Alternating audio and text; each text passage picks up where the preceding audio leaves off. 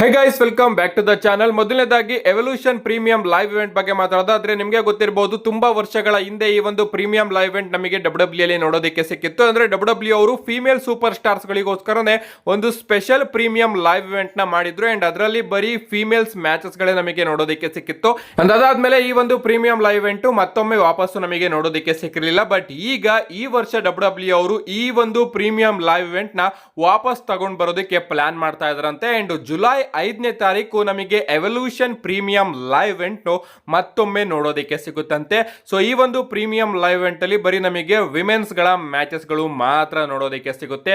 So NXT, smackdown, Monday night raw, ಹಾಗೆ ಯಾರಿಗ ಗೊತ್ತು TNA ಇಂದನೂ ಕೂಡ ಈ ಬಾರಿ ವಿಮೆನ್ಸ್ ಗಳು ಬಂದು ಎವಲ್ಯೂಷನ್ ಪ್ರೀಮಿಯಂ ಲೈವ್ ಇವೆಂಟ್ ಅಲ್ಲಿ ಕಂಪೀಟ್ ಮಾಡೋದು ನಮಗೆ ನೋಡೋದಕ್ಕೆ ಸಿಗಬಹುದು. ನೆಕ್ಸ್ಟ್ ಅಪ್ಡೇಟ್ ಕಡೆ ಬರೋದಾದ್ರೆ ಇದಿರ್ತಕ್ಕಂಥದ್ದು ಈ ಬಾರಿಯ ಹಾಲ್ ಆಫ್ ಫೇಮ್ ಬಗ್ಗೆ. ಡಬ್ಲ್ಯೂ ಅವರು ಅಫಿಷಿಯಲ್ ಆಗಿ ಲೆಕ್ಸ್ ಲೂಗರ್ ಅವ್ರನ್ನ ಈ ಬಾರಿಯ ಹಾಲ್ ಆಫ್ ಫೇಮ್ ಗೆ ಇಂಡಕ್ಟ್ ಮಾಡಿದ್ದಾರೆ. ಇದನ್ನ ನಮ್ಮ ಕೋಡಿ ರೋಡ್ಸ್ ಅವರು ಲೆಕ್ಸ್ ಲೂಗರ್ ಅವರಿಗೆ ಹೋಗಿ ಹೇಳ್ತಾರೆ ಅಂತಾನೆ ಹೇಳ್ಬಹುದು. ನೀವು ಇಲ್ಲಿ ನೋಡ್ತಾ ಇರಬಹುದು ವಿಡಿಯೋ ಫುಟೇಜಸ್ ಗಳಲ್ಲಿ ನಮ್ಮ ಕೋಡಿ ರೋಡ್ಸ್ ಅವರು ಯಾವ ರೀತಿ ಹೋಗಿ ಲೆಕ್ಸ್ ಲೂಗರ್ ಅವರಿಗೆ ಸರ್ಪ್ರೈಸ್ ನ ಕೊಡ್ತಾ ಇದ್ದಾರೆ ಅಂತ. ಅಂಡ್ ಅವರು ಕೂಡ ಸಿಕ್ಕಾಪಟ್ಟೆ ಎಮೋಷನಲ್ ಫೀಲ್ ಆಗ್ತಾರೆ ಹಾಲ್ ಆಫ್ ಫೇಮ್ ಗೆ ಬರ್ತಿರ್ತಕ್ಕಂತಹ ವಿಚಾರನ ಕೇಳಿ. ಸೊ ಹಾಲ್ ಆಫ್ ಫೇಮ್ ಗೆ ಲೆಕ್ಸ್ ಲೂಗರ್ ಅವರು ಕೂಡ ಅಫಿಷಿಯಲ್ ಆಗಿ ಇಂಡಕ್ಟ್ ಆಗಿದ್ದಾರೆ. ನೆಕ್ಸ್ಟ್ ಅಪ್ಡೇಟ್ ಕಡೆ ಬರೋದಾದ್ರೆ ಇದಿರ್ತಕ್ಕಂಥದ್ದು ನಮ್ಮ ಜಾನ್ಸಿನ್ ಅವರ ಬಗ್ಗೆ. ರೀಸೆಂಟ್ ಆಗಿ ನಮ್ಮ ಜಾನ್ಸಿನ್ ಅವರು ತನ್ನ ಇನ್ಸ್ಟಾಗ್ರಾಮ್ ಅಲ್ಲಿ ಮತ್ತಷ್ಟು ಫೋಟೋಸ್ ಗಳನ್ನ ಪೋಸ್ಟ್ ಮಾಡ್ತಾ ಇದ್ದಾರೆ ಅಂತಾನೆ ಹೇಳ್ಬಹುದು.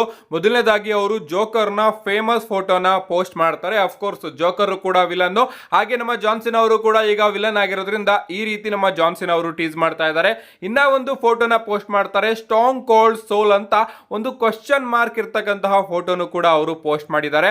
ಇದಾದ್ಮೇಲೆ ಸ್ವಲ್ಪ ಜನ ಫ್ಯಾನ್ಸ್ ಗಳು ಸ್ಪೆಕ್ಯುಲೇಟ್ ಮಾಡ್ತಾ ಇದ್ದಾರೆ, ಪ್ರಾಬಬ್ಲಿ ಇಲ್ಲಿ ನಮ್ಮ ಜಾನ್ಸಿನ್ ಅವರು ಸ್ಟಾಂಗ್ ಕೋಲ್ಡ್ ಸ್ಟೀವ್ ಆಸ್ಟನ್ ನೀನು ಕೂಡ ನಿನ್ನ ಆತ್ಮನ ಮಾರ್ಕೋ ಅಂತ ಸ್ಟಾಂಗ್ ಕೋಲ್ಡ್ ಸ್ಟೀವ್ ಆಸ್ಟನ್ ಅವರಿಗೆ ಹೇಳ್ತಾ ಇದ್ದಾರೆ ಅಂತ ಸ್ವಲ್ಪ ಜನ ಸ್ಪೆಕ್ಯುಲೇಟ್ ಮಾಡ್ತಾ ಇದ್ದಾರೆ.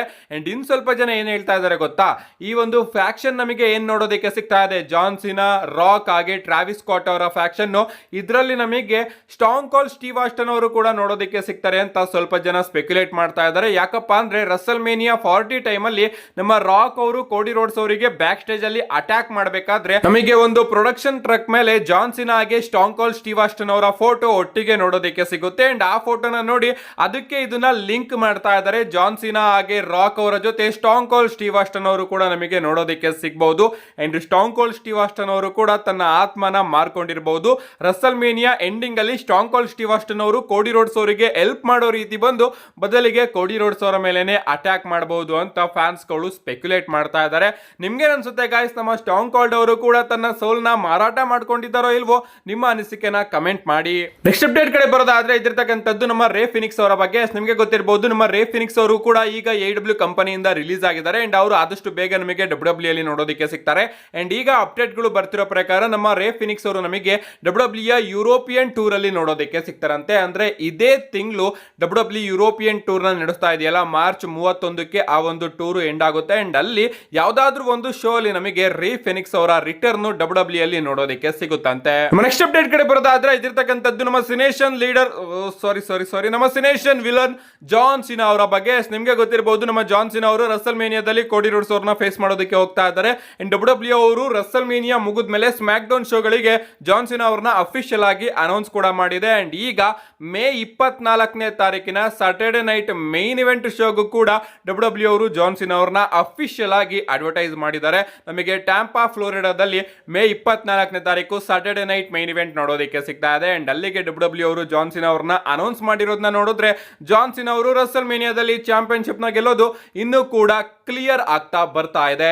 ನೆಕ್ಸ್ಟ್ ಅಪ್ಡೇಟ್ ಕಡೆ ಬರೋದಾದ್ರೆ ಇದಿರ್ತಕ್ಕಂಥದ್ದು ನಮ್ಮ ಜಾನ್ ಸಿನಾ ಅವರ ಹೀಲ್ ಟರ್ನ್ ಬಗ್ಗೆ. ನಿಮಗೆ ಗೊತ್ತಿರಬಹುದು, ಎಲಿಮಿನೇಷನ್ ಚೇಂಬರ್ ಅಲ್ಲಿ ನಮ್ಮ ಜಾನ್ ಸಿನಾ ಅವರು ಹೀಲ್ ಟರ್ನ್ ಆದ ಕೂಡಲೇ ಎಲ್ಲಾ ಕಡೆಯಿಂದನೂ ಕೂಡ ರಿಯಾಕ್ಷನ್ಸ್ ಗಳು ಅದ್ಭುತವಾಗಿ ನಮಗೆ ನೋಡೋದಕ್ಕೆ ಸಿಗ್ತಾ ಇದೆ. ಇವನ್ ಗಿನ್ನಿಸ್ ವರ್ಲ್ಡ್ ರೆಕಾರ್ಡ್ ಅಲ್ಲೂ ಕೂಡ ನಮ್ಮ ಜಾನ್ ಸಿನಾ ಅವರ ಈ ಒಂದು ಹೀಲ್ ಟರ್ನ್ ದಾಖಲೆ ಆಗಿದೆ ಅಂತಾನೆ ಹೇಳ್ಬಹುದು.